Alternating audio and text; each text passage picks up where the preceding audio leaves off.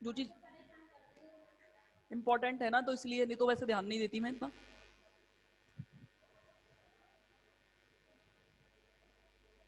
कर दिया? हाँ। अच्छा, अब क्या बचा है इसमें?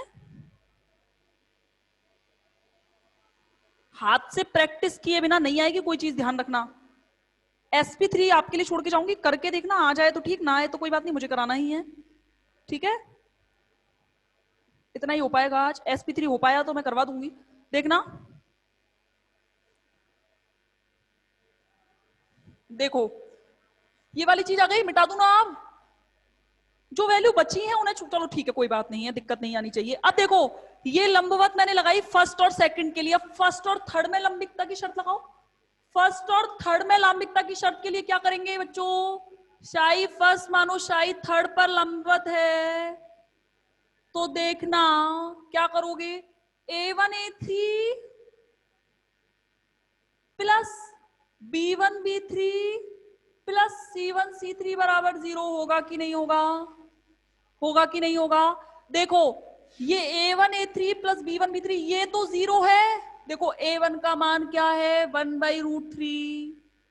A3 का मान क्या है? 1/√3। B1 का मान क्या है? B1 का मान प्लस में ही लूंगी मैं, ध्यान रखना, कंफ्यूज होने की जरूरत नहीं, और आपसे भी कहती हूँ प्लस में ही लेना। आंसर तो आ जाएगा लेकिन जिंदगी भर कंफ्यूज जरूर रहोगे, गलतियां हो जाएंगी। प्लस ये 0 रहेगा कि नहीं रहेगा? C1 की वैल्यू 0 है, ये पूरा 0 बराबर में 0 आएगा ना? आएगा ना? यहां से सॉल्व करिए, ये क्या आएगा? देखो सेम बनना है, मैं इसे अगर सॉल्व ना करूं, देखो ये देखो, 1/√3 इंटू 1/√3 प्लस √2/3 B3, बस केवल B2 की जगह पर B3 आ गया, बराबर 6। तो क्या लगता है आपको? पेपर में पूरा सॉल्व करके आना। यहां से B3 बराबर माइनस के 1/√6 आएगा कि नहीं आएगा? सेम वैल्यू आएगी, कैलकुलेट नहीं कर रही हूं, आप चाहें तो कैलकुलेट कर लें, कोई दिक्कत नहीं है, वो मल्टीप्लाई करके सेम यही चीज बननी है। ठीक है ना? अब देखो किस किस के मान आ गए। A1 का आ गया, A2 का आ गया, A3 का आ गया, C1 का आ गया, B1 का आ गया, B2 का आ गया, B3 का आ गया। अब बचा है सिर्फ सिर्फ और सिर्फ C3 की वैल्यू बची है। नहीं, C2 और C3 दो मान निकालने हैं ना, दो मान निकालने हैं तो दो शर्तें लगानी होंगी। अब ये मिटा दूं, जो वैल्यूज है केवल उन्हें ही छोड़ू, है ना?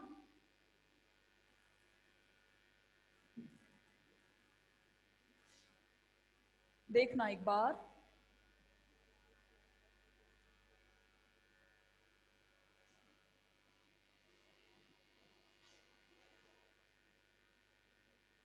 आपको ये इतने कंठस्थ हो जाएंगे कि ये मेरी गारंटी आपसे गलती नहीं होगी, बस 2 या 3 बार इसको ढंग से पढ़ लेना। अब देखना,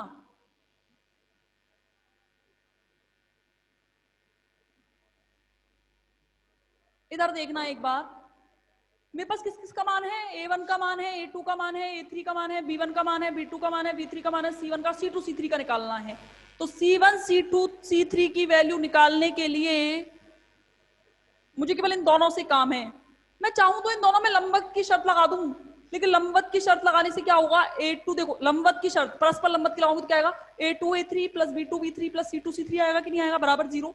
A2 का मान पता है, A3 का मान पता है, B2 का मान पता है, B3 का मान, लेकिन दोनों अननोन हो जाएंगी C2 और C3, फिर दिक्कत आएगी। क्या सोचते हो, क्या लगा दूं? शायद सेकंड के लिए प्रसामान्यीकृत की शर्त लगा दूं तो निकल जाएगा।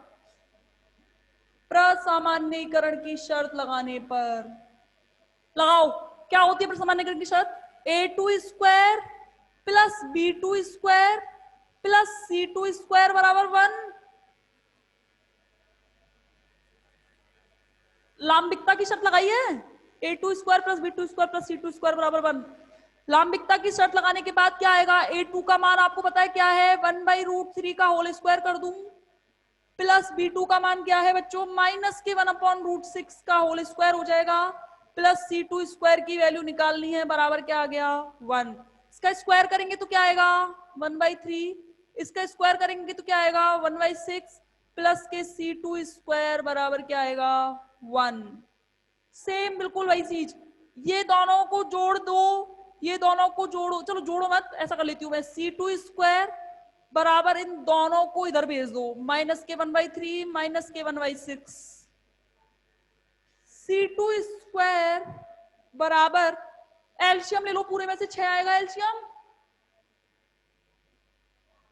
6 में 1 का भाग दोगे 6, 6 का मल्टीप्लाई ऊपर 6, माइनस 6 में 3 का भाग दो, 2 का मल्टीप्लाई ऊपर 6 -k2 -k1। मैं मानती हूँ ये तो आपको आता है। तो C2 स्क्वायर बराबर क्या हो गया, 6 -k3। अरे 6 -k3/6 होगा कि नहीं होगा? C2 स्क्वायर बराबर क्या हुआ, 3/6, और 3/6 को 1/2 नहीं करेंगे तो यहां से क्या आ गया, C2 बराबर 1/√2 प्लस माइनस। जब जब स्क्वायर आएगा तब तब प्लस माइनस आना है। C2 की वैल्यू आ गई। अब C3 की वैल्यू निकालने के लिए इसका प्रसामान्यीकरण की शर्त लगा दो। सेम आएगा, देखो कैसे, A3 square plus B3 square plus C3 square बराबर 1। A3 का मान क्या है, 1/√3 का होल स्क्वायर। B3 का मान क्या है, -k1/√6 का होल स्क्वायर प्लस C3 का होल स्क्वायर बराबर 1। सेम इक्वेशन बन रही है, देख लो। बस केवल यहाँ C2 है, यहाँ C3 है, ये 1 है, ये सेम आएगी वैल्यू। यानी कि यहाँ पे C2 की वैल्यू क्या आ रही है, +-k1/√2। तो यहाँ पे C3 का मान भी +-k1/, और पेपर में हो जाए तो सॉल्व ठीक है, नहीं तो आप ऐसे भी लिख सकते हो सेम इस इक्वेशन से। क्या आ गया, C3 बराबर +-k1/√2। आ गए सारे मान, सारे मानों को इन 3 इक्वेशंस का लिखना है बस। आया समझ में या नहीं बताओ? sp3 कर सकते हो कि नहीं, जल्दी बताओ, जल्दी। आया कि नहीं, फटाफट बताया करो, हाँ या ना। आ गया, पंकज कर लोगे अपने आप sp3? और कौन, सब बताओ एक बार फटाफट। Keshav, very good. अरे बहुत सरल है, बहुत सरल है, बहुत ज्यादा सरल है। बस कंसेप्ट क्लियर होने चाहिए तो आपको ये ऐसे रट जाएगा। चलो अब ये सारे, अब कौन पूछ रहा था मुझसे कि मैडम प्लस की जगह पर माइनस नहीं किया है, वो ध्यान से देखना क्या इंपॉर्टेंस होती है इसके अंदर। A1 का मान लिख दूं यही, कोई दिक्कत नहीं है। A1 का मान क्या है, A1 का मान 1/√3। B1 का मान क्या आ रहा है, B1 का मान +k√2/3। कंपटीशन पेपर में डायरेक्ट पूछता है एसपी के लिए इसका गुणांक क्या होगा, रटने पड़ते हैं, पता है। C1 का मान क्या है, 0 है, तो ये पूरी वैल्यू तो 0 होनी है, हटा दो इसे। A2 का मान सेम है 1/√3, A3 का मान भी सेम है 1/√3, है या नहीं। B2 का मान क्या आ रहा है, B2 का मान -k1/√6, ठीक है।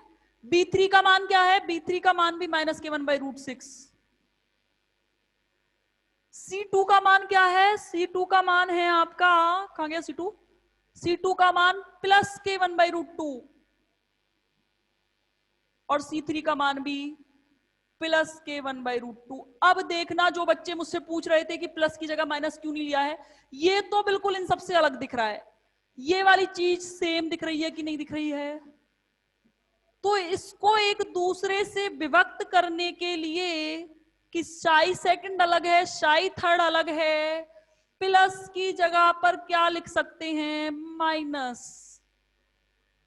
चाहो तो इसको माइनस कर दो, चाहो तो इसको माइनस कर दो, बस अलग रखना है। अब ये वाली वैल्यू नहीं रख सकते, क्यों, क्योंकि ये माइनस में आ रही है। इस वैल्यू को मैंने एक को प्लस एक को माइनस इसलिए नहीं किया क्योंकि स्टार्टिंग में आगे आगे दे रखा है तो अच्छा सा नहीं लगता, प्लस माइनस आगे आए तो, ठीक है। Sai first, Sai second, Sai third की वैल्यू निकालनी, ठीक है। आ गया। sp2 कल पेपर में देखा आपने, यही पूछा है, जो सोनम, क्या नाम लड़की है जिस नंबर मुझे बता रही थी पेपर, हाँ, कहां गई वो, आया समझ में, ठीक है ना, ये डिफरेंस होता है। अब एक बार sp3 की बात करें, ये करवाई दूं ना आज, करके देखना घर पे, मैं लिख के जा रही हूं, आप करके देखिएगा कि कैसे निकाला जाएगा।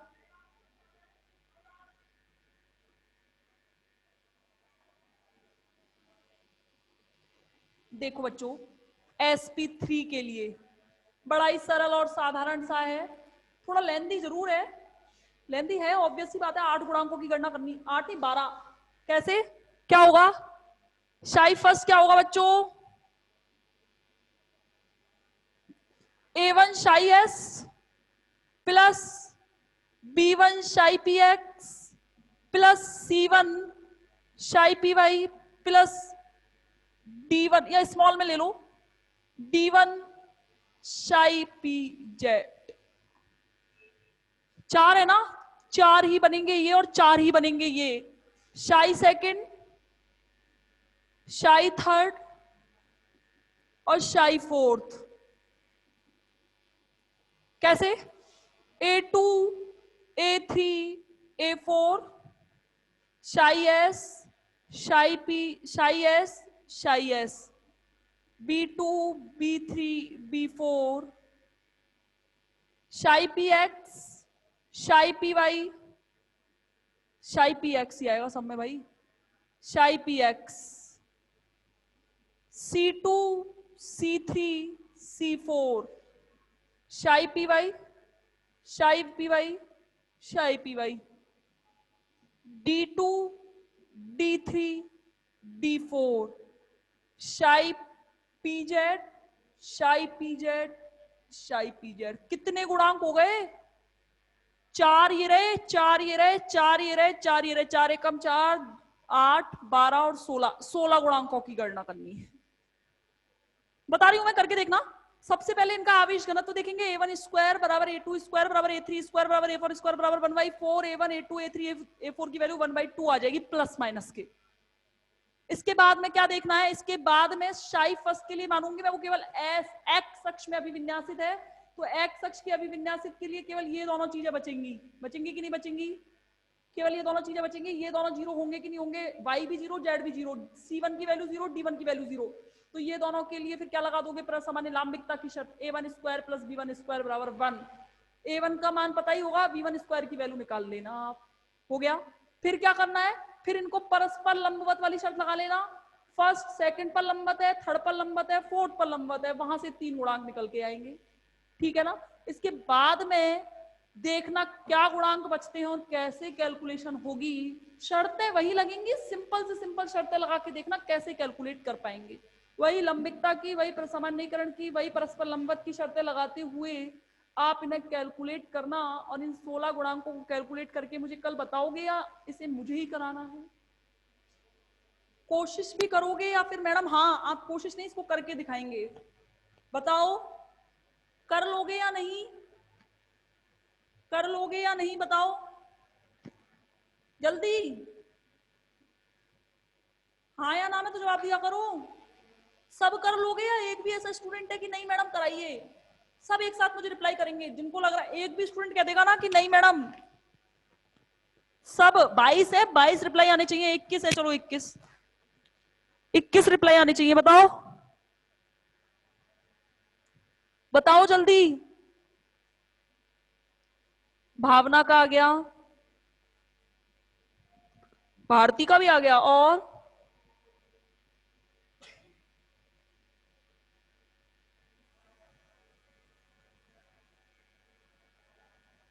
हाँ केशव, और नहीं है क्लास में? बहुत सरल है, कर लोगे मतलब सब कर लोगे, तो मतलब मुझे क्लास में से नहीं कराना है। इसका लास्ट टॉपिक जो बचेगा एमओटी और बीबीटी में तुलना, और इसी के साथ इस यूनिट का समापन, अंत करेंगे हम इस यूनिट का। और इसके बाद में जो लास्ट यूनिट बचेगी आपकी क्वांटम मैकेनिक्स, बहुत आराम आराम से करेंगे। सारा प्रेशर खत्म हो चुका है मेरे ऊपर से इस यूनिट के खत्म होने के बाद। एक फर्स्ट यूनिट बची है 5 या 6 दिन, 6 दिन भी नहीं तो 10 दिन मैक्सिमम से मैक्सिमम, 10 दिन से ज्यादा नहीं लगेंगे, ये मेरी गारंटी है। तो इसके बाद आपकी फिजिकल को बाय बाय, आराम से हो जाएगी, कोई टेंशन नहीं है। एक बार पढ़ लेना नोट्स, मेरी गारंटी है बहुत अच्छे से पेपर करके आ पाओगे। ठीक है, कोई बात हो तो बताओ मुझे, बताओ कोई बात है? हाँ मैं बैठी हूँ कंप्यूटर के सामने आज। बताओ, कोई डाउट, कोई परेशानी, कोई शक, कोई शंका? मैम नो, ये नोट्स, दिव्या, नोट्स, नोट्स, क्या करूं मैं? एक बार अनम्यूट, अनम्यूट करें। अरे खूब कह लिया बच्चों, क्या करूं मैं? कुछ तो मैं सर से फिर बोलूंगी एक बार और।